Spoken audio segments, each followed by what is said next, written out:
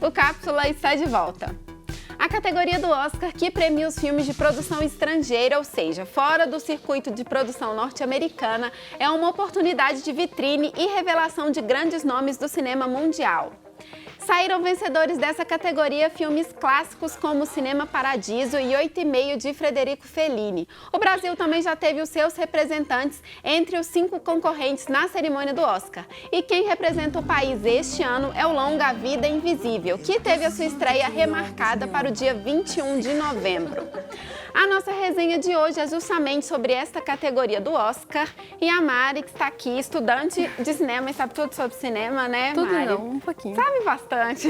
Vamos falar sobre isso. São sempre 5 filmes mesmo na categoria, no final, lá na cerimônia, no final né? da seleção, assim, no dia da cerimônia, são 5 filmes que vão concorrer, assim, na lista final, né? Antes eles fazem uma lista de pré-indicados, que esse ano, inclusive, mudou. No ano passado eram 9, esse ano vão ser 10. Que são anunciados no início de dezembro, mais ou menos, assim. O pessoal já tem uma ideia de quais vão ser os concorrentes mesmo, que vão ser anunciados em janeiro, né, do ano que vem. Uma coisa legal também de a gente falar que a gente está falando aqui que é melhor filme estrangeiro e tudo mais, mas teve uma mudança de nome, né? Agora é melhor filme internacional. Isso. Assim. Ainda não fizeram uma tradução, né? Não sei como é que vai ficar no dia da transmissão, né? Na hora que eles forem traduzir para o português.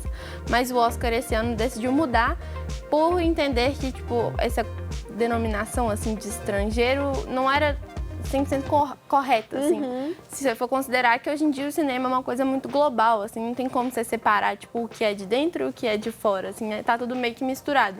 Então, para ficar mais claro, adequado, assim, eles... talvez. Adequado, talvez seria a palavra certa, eles decidiram mudar para internacional. Só que isso abre brechas para outros problemas, assim, que o critério de seleção da categoria deixa em aberto. Isso, assim. deixa margem, assim, né, para as coisas. Como que a gente pode, então, explicar para as pessoas como que funciona essa seleção, né?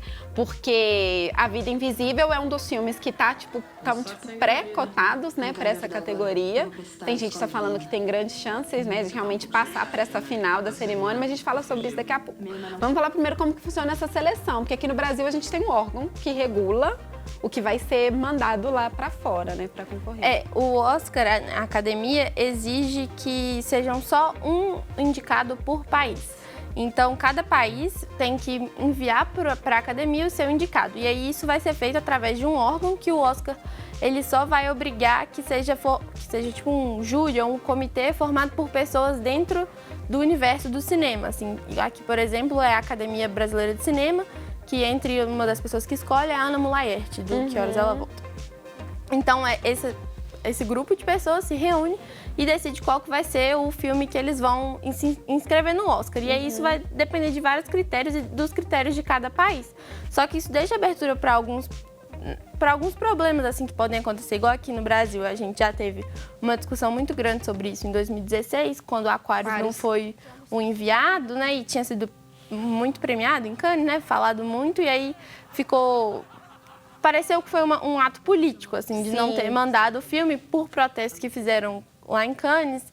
Então, tem esse jogo, assim, de política também e de entender, esse filme vai ser melhor pro Oscar do que o filme X. Igual, por exemplo, esse ano, Bacurau também, junto com A Vida Invisível, né, recebeu uma certa visibilidade dentro de Cannes e eu acho que chegou mais pro público brasileiro, assim. Então, existe um estranhamento, mas A Vida Invisível também recebeu o prêmio em Cannes. Então, faz sentido, assim, não é a mesma situação de 2016, assim. É bem diferente. O próprio Kleber Mendonça Filho, que é o diretor de Bacurau, já falou, assim, que ele não ficou incomodado dessa vez como ele tinha ficado incomodado em 2016 com essa denominação, porque a academia não tem nada a ver com isso. São os próprios países que têm que também ter a vontade, assim. Esse ano bateu recorde, são 93 ou 92 países, assim, que inscreveram os filmes para a academia. Então fica a critério do país, se ele vai querer enviar ou não. Tem países igual os Emirados Árabes, por exemplo, que não tem esse comitê. Então os filmes que são feitos ali não tem como chegar até o Oscar, porque tem que vir desse comitê. Não pode ser a própria pessoa inscrevendo o filme dela. Sim. Vamos falar então um pouco dessa presença no Brasil nessa categoria, assim, porque eu acho que um fato que marcou muito a história do cinema foi quando o Central do Brasil foi, assim, e até a possibilidade da Fernanda Montenegro ganhar, no caso de melhor atriz, e não ganhou, e foi aquele rebuliço, assim. Mas o Brasil já teve seus representantes, assim, algumas vezes, né? E tem até uma história curiosa que a gente estava conversando antes nos bastidores, de alguns nomes que sempre pareceram que eles deram um jeito de estar ali, né? Digamos assim, na categoria, de alguma forma. Não, Central do Brasil, inclusive, foi a última vez que o Brasil foi indicado, né? Em 99, foi a última vez que o Brasil chegou nos 5 finalistas lá, né? Mas antes já tinha sido isso. A primeira vez foi em... Foi Cidade de Deus? Cidade de Deus não chegou a ser? Não, Cidade de Deus aconteceu um problema porque para a categoria de melhor filme estrangeiro, eles consideram o ano de lançamento no país. E aí Cidade de Deus foi lançado aqui em 2002, mas nos Estados Unidos foi lançado em 2003. Então Cidade de Deus no Oscar de 2003 não recebeu nenhuma indicação. Ele foi receber depois que ele foi lançado nos Estados Unidos e aí recebeu de melhor diretor, de melhor fotografia, se eu não me engano, de roteiro adaptado. Não, de melhor... Foi para as categorias, assim, como se fosse um filme lançado nos Estados Unidos. Não entrou para o filme estrangeiro, porque já tinha passado a data limite para ser lançado aqui no Brasil. Aí foi Central do Brasil, foi a última vez mesmo. E aí antes disso foi Pagador de Promessas, em 62. Na verdade, acho que foi pro Oscar de 63. Em 63, isso mesmo. Foi lançado em 62, ganhou Cannes. Foi a única vez que um filme brasileiro ganhou a Palma de Ouro em Cannes, e aí foi o representado e foi a primeira vez que o Brasil foi indicado, mas não ganhou. Quem ganhou foi um filme francês na época, porque o Brasil foi indicado 4 vezes, mas nunca ganhou ainda, né? Vamos ver o que vai acontecer ano que vem. Aí depois disso ficou muitos anos sem receber essa indicação, continuou enviando indicados, mas aí não recebeu nada, e aí em 96... com o Quatrilho, voltou a ser indicado, chegar lá nos finalistas, nos 5 primeiros, né? Mas aí acontece engraçado, porque o Quatrilho é produzido pelo Luiz Carlos Barreto. E aí... Os Barreto, o clã dos Barreto. Exatamente, eles são famosos assim no Oscar, porque durante 96 e 98 era a família que estava ali sendo indicada, né? Em 96...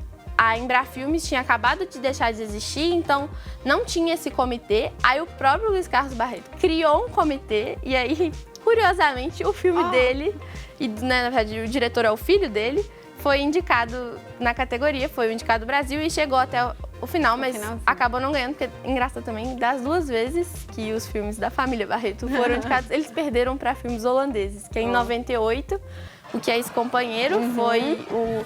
E aí, no Que é Ex-Companheiro, assim, no Quatrilho, existiu uma reclamação, assim, de que a empresa que foi contratada para divulgar o filme lá nos Estados Unidos não cuidou muito bem do filme, assim, gastou pouco dinheiro nessa parte, aí o filme não recebeu muita atenção, então nem era cotado, assim, para ganhar.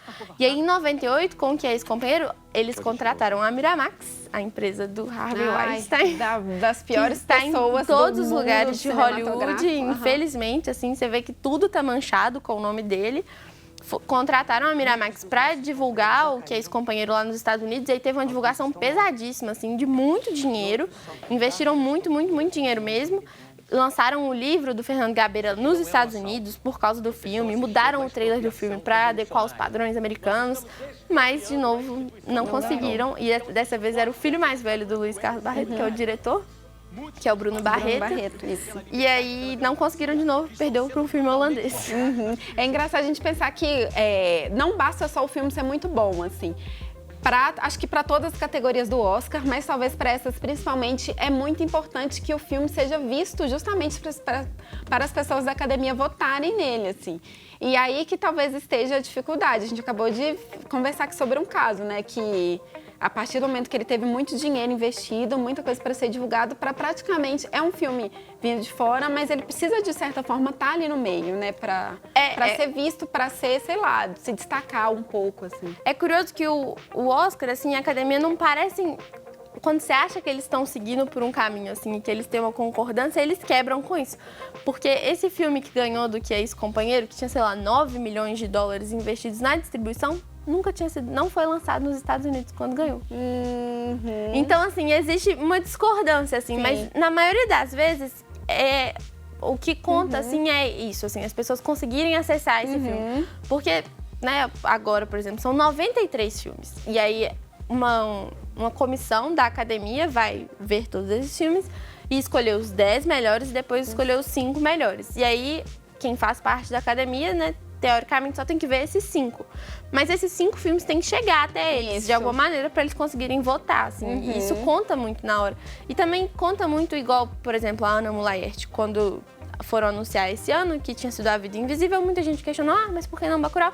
E aí, na justificativa da academia como um todo, é tipo assim, entre os critérios estão que filme vai funcionar melhor dentro do Oscar, assim, e entender que tipo de filme ganha Oscar e que tipo de filme não ganha, assim. Só que são coisas muito subjetivas, então é uma aposta sempre, né? De entender que, esse filme aqui eu acho que tem mais a ver, esse filme não tem tanto a ver, assim. Aí é muito subjetivo essas coisas, é difícil, né, de você cravar, tipo, esse filme é filme de Oscar, esse filme não é. Porque algumas vezes as coisas quebraram as expectativas das pessoas. Exatamente.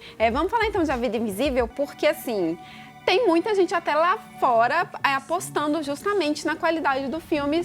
Ele já está um dos, digamos assim, os pré-favoritos para chegar no 5, né? Junto com Parasita, que a gente comentou, né, um pouco no bloco anterior. Os dois, assim, tem muita gente, muita lista rodando até fora, assim, que já considerando eles como filmes que vão para a final, assim, né? Parece existir um consenso, assim, entre sites de cinema e revistas de cinema, de 4 filmes, assim, principais, que a galera tá dando como garantia, assim, que eles vão ser indicados. E aí a 5ª posição fica ali em aberto. E aí nessa 5ª posição tem gente apostando que A Vida Invisível pode ser, porque teve uma visibilidade grande dentro de Cannes, assim. Ganhou um prêmio, então as pessoas assistiram, o filme ficou mais popular, porque tem filme ali na lista que, sabe, acho que passa despercebido, assim. E aí essa coisa de Cannes e do Karim, que é o diretor, não ser um diretor novato, assim, já chama um certo público, já chama uma atenção pro filme. E é engraçado porque existe uma atenção ao filme brasileiro, assim. Querendo ou não, lá fora tem uma fama, assim, de serem filmes relevantes, assim. Então, o pessoal já fica de olho em alguns países, assim, eu acho. Igual, por exemplo, a França tem uma tradição gigante dentro do cinema. E aí, esse ano, um desses 4 filmes, né, que estão querendo cravar aí, é um filme francês. Que tem essa tradição. Então, todo mundo vai sempre olhar qual que é. A Itália, a França são bem tradicionais. Os dois que mais ganharam prêmios de melhor filme estrangeiro. E aí, então, o pessoal já fica de olho, assim, quem que a França vai mandar esse ano, né? Entendi. Então, acho que já tem a expectativa toda por trás que colabora, assim, né? Bom, vamos ficar de olho, então, né, Mari? Para saber se eles vão ser finalmente, o Brasil chegar lá no final. E ganhar, depois de tanto né? tempo. Isso, ganhar a primeira estatueta, quem sabe?